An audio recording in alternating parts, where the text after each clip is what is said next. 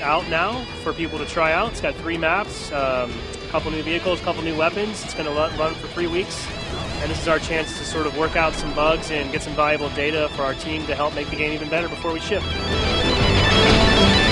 The first map is called Snowbound. It's a smallish map, ideally made for about 6 to 8 players. It has these energy sort of doors that are inside each of the bases that you can walk through them, but you can't shoot or do any damage through them. So it actually turns into these really cool cat and mouse scenarios. The second map is called High Ground.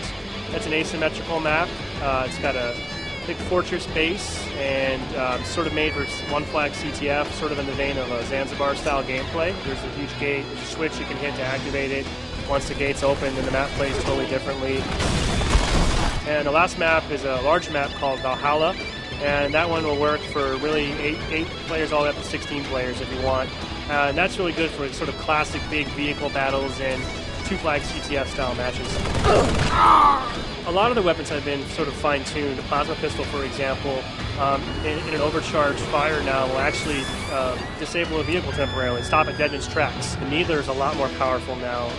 You can only use one at a time, but the trade-off is that it's actually a very formidable weapon. It'll kill somebody quickly. Right now, we're getting a lot of really valuable back-end data for networking.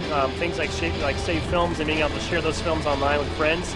It's a pretty big deal. It's something we've never done before, and we can only really test that at a huge scale. So that's our biggest goal, is to get a lot of back-end sort of infrastructure information to help the networking experience be better. Really, we're just trying to find out, should we bring back the Halo 1 pistol or not? I mean, that's really the goal.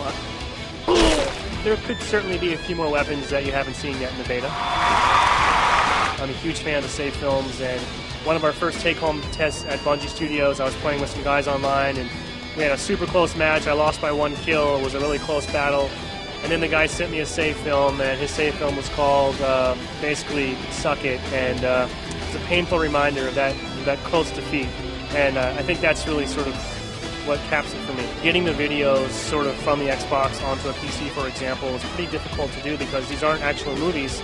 It's game code. And the game engine renders that code in real time. So maybe there'll be a way to sort of somehow convert that, but we're kind of weighing that against the other priorities we have for the game. And I'm confident that our community will hook up their DV cams and their decks and still make awesome stuff regardless of what we can do.